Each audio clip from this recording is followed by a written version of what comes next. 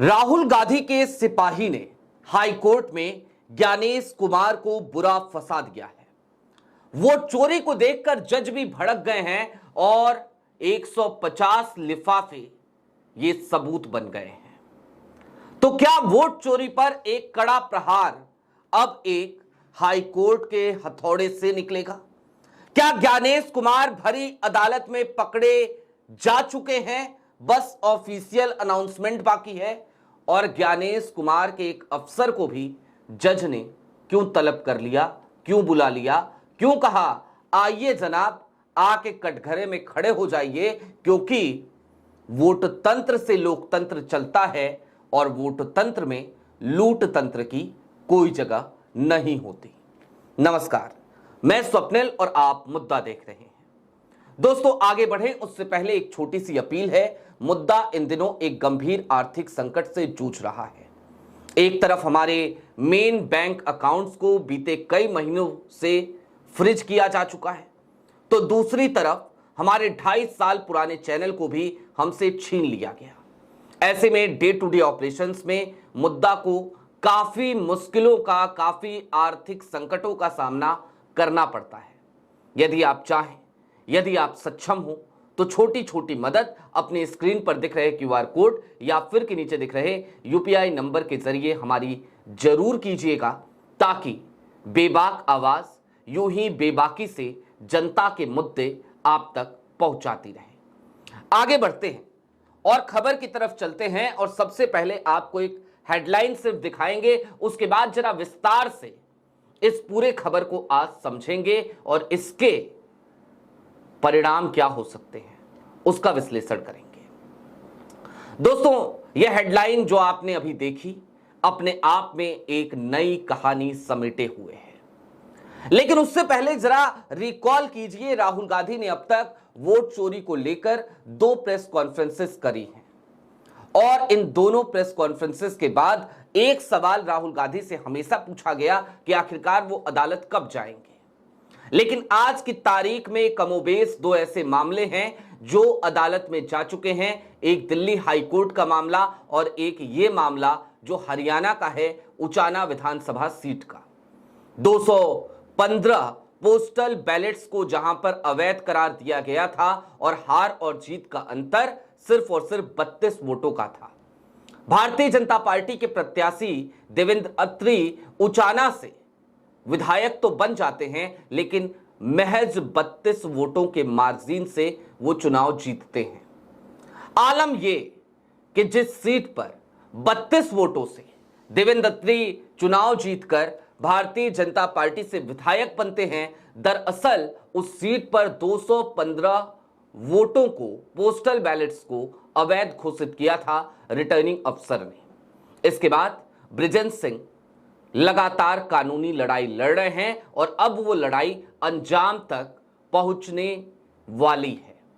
लेकिन दोस्तों सबसे ज्यादा जो मजे की बात है ना, वो कुछ और है। वो ये कि बृजेश सिंह कल की तारीख में जब हाई कोर्ट पहुंचते हैं तो एक बड़ा दावा उन्होंने कर दिया। 150 लिफाफे एक सबूत के तौर पर ज्ञानेश कुमार की मुश्किलें बढ़ाते हुए अब नजर आ रहे हैं। क्या है इन 150 लिफाफों में?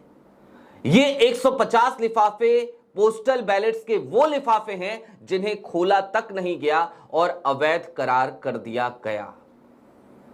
जज ने ये सारी बातें सुनी, माननीय उच्च न्यायालय ने ये सारी बातें सुनी और उसके बाद उन्होंने सीधे तौर पर शायद एक बात समझ ली कि वोट चोरी तो हो रही है, वोट तंत्र को लूटने की कोशिश तो की ही जा रही है, लोकतंत्र को लूटतंत्र तो बनाया ही जा रहा है। और ऐसे में उन्होंने रिटर्निंग ऑफिसर को तलब कर लिया, कहा कि आइए जनाब, आइए अगली पेशी पर आइए, आकर के जरा कटघरे में खड़े हो जाइए। लेकिन दोस्तों जरा सा कुछ और बातें आपको इस पूरे मामले में जान लेनी चाहिए। देवेंद्र अत्री भले 32 वोटों से जीते, लेकिन वो विधायक तो हैं। वो हाई कोर्ट पहुंचे थे बृजेश सिंह की याचिका, कांग्रेस के प्रत्याशी बृजेश सिंह की इस याचिका को खारिज कराने के लिए। भाई अगर आप नियमतः चुनाव लड़े, नियमतः चुनाव जीते, तो फिर आपको किस बात का भय है? आप कैसे ये कह सकते हैं कि ये याचिका बेमानी है? और इसके साथ ही साथ सवाल ये भी कि यदि वोट चोरी करके जीते हैं तो जाहिर सी बात है, डर तो लगेगा, चिंता तो होगी।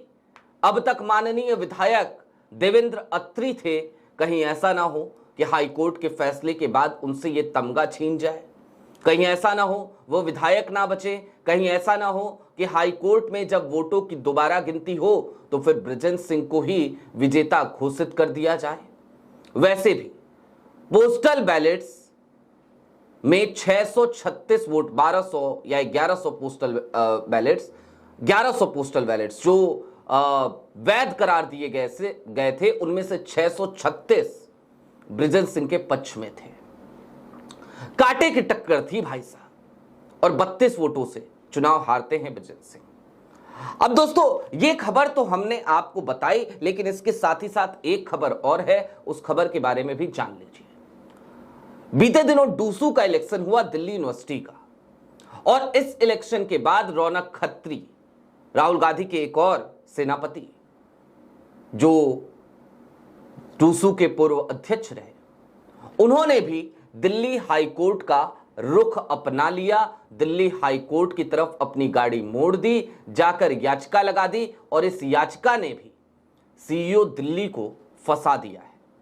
ये जो डूसू के चुनाव हैं, ये मुख्य निर्वाचन अधिकारी दिल्ली की देखरेख में होता है, और ज्ञानेश कुमार के एक और अफसर यहां फंसते हुए नजर आ रहे हैं, क्योंकि दिल्ली हाईकोर्ट ने भी अगली तारीख पर सुनवाई करने की बात तो कही ही है, याचिका को स्वीकार तो किया ही है, उसके साथ ही साथ रौनक खत्री की एक मांग को जायज ठहराते हुए ईवीएम को संरक्षित रखने का आदेश दे दिया है। कहा है कि ईवीएम को संरक्षित रखा जाए, यानी कि यहां भी ईवीएम फिर से खोले जाएंगे, फिर से वोटों की गिनती होगी।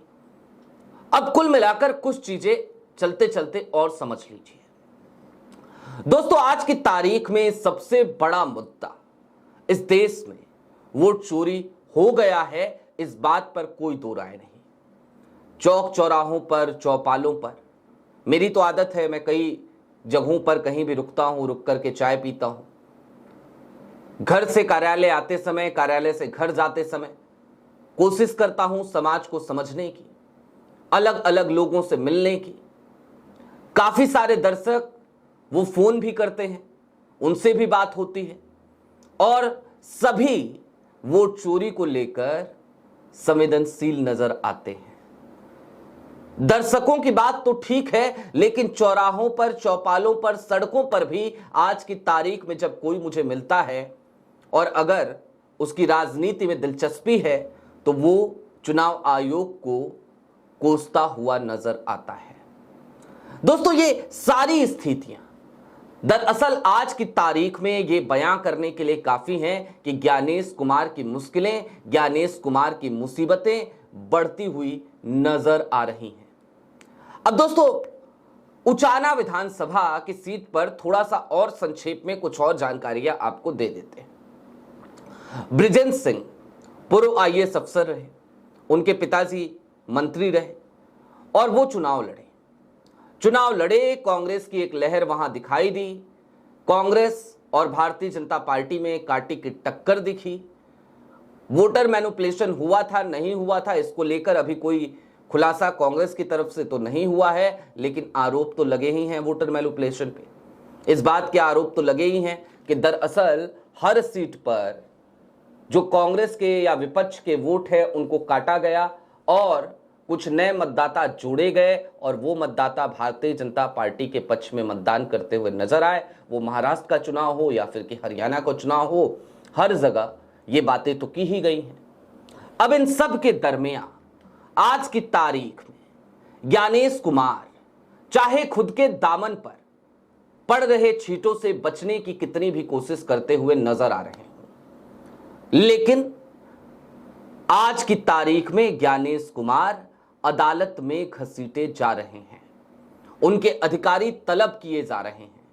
वोट चोरी अब अदालतों में प्रूफ होने जा रही है, और अदालतें भी खुले तौर पर अब आज की तारीख में वोट चोरी को लेकर संवेदनशील नजर आ रही हैं। ये एक शुभ संकेत है। हालांकि दोस्तों, उन सवालों का भी जवाब आज दे देना जरूरी है। राहुल गांधी ने अपनी दूसरी प्रेस कॉन्फ्रेंस में एक पत्रकार ने उनसे पूछा, संभवतः अडानी साहब के आईएनएस का था या फिर कि न्यूज एजेंसी एएनआई का। उसने राहुल गांधी से सवाल किया था कि आप वोट चोरी की बात तो करते हैं, लेकिन आप इसको लेकर अदालत क्यों नहीं जाते।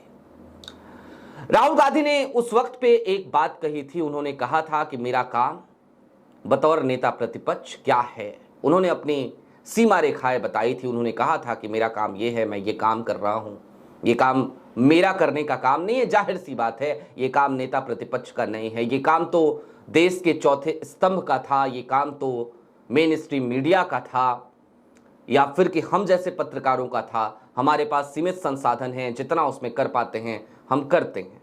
लेकिन मेन स्ट्रीम मीडिया, वो तो आज की तारीख में जब सत्ताधारी दल की प्रवक्ता बन गई है, तो वो चुनाव आयोग की भी प्रवक्ता बन गई है। अब दोस्तों, एक सच्चाई ये भी है कि अगर अदालत चाहे तो इन तमाम खुलासों पर स्वतः संज्ञान ले सकती है। सुप्रीम कोर्ट ले सकता है। तो सुप्रीम कोर्ट की भी नैतिक जिम्मेदारी तो इतनी बनती है ना कि वो खुद स्वतः संज्ञान ले। सीजेआई बीआर गवई को स्वतः संज्ञान लेना चाहिए, सुमोटो एक्शन लेना चाहिए। अगर नहीं ले रहे हैं तो क्यों नहीं ले रहे हैं, ये तो सुप्रीम कोर्ट जाने, ये तो सीजेआई बीआर गवई जाने। लेकिन सच्चाई तो एक ये भी है कि बीते दिनों 2023 में जो नया नियम बनाया गया, उसकी वजह से राहुल गांधी अदालत में जाकर भी करेंगे तो करेंगे क्या। वो जितना कर सकते हैं उतना वो कर रहे हैं। कर्नाटका में उनकी सरकार है, पहले सीआईडी जांच कर रही थी, अब एसआईटी बना दी है। जिन जिन सीटों पर जहां जहां दिक्कतें हुई, वहां वहां अदालत में उन चुनावी प्रक्रियाओं को चैलेंज करने की कोशिश वहां के प्रत्याशियों के द्वारा की भी जा रही है। डूसू इलेक्शन तक में रौनक खत्री दिल्ली हाईकोर्ट पहुंच जाते हैं। विपक्ष आज की तारीख में सक्रिय है, एक नई प्लानिंग के तहत काम कर रहा है। वोट चोरी को पकड़ने के साथ साथ वोट चोरी को रोकने की कवायद में भी लगा हुआ है। और विपक्ष यदि इस तरीके से सक्रियता बनाए रखता है तो निश्चित तौर पर ये चुनाव आयोग के लिए मुसीबत की बात है। ये मोदी और शाह की जोड़ी के लिए, गुजरात लॉबी के लिए एक बड़ी मुश्किल की बात है।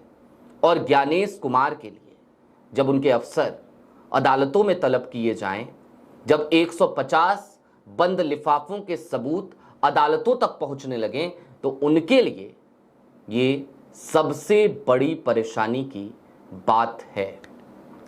आपकी क्या राय है कमेंट बॉक्स में जरूर बताइएगा। चलते चलते फिर वही अपील, चैनल पे नए हो तो सब्सक्राइब करते हुए जाइएगा। सक्षम हो तो आज की तारीख में जब मुद्दा को डे टू डे ऑपरेशंस में काफी मुश्किलों का सामना करना पड़ रहा है, छोटी छोटी मदद मुद्दा की जरूर कीजिएगा।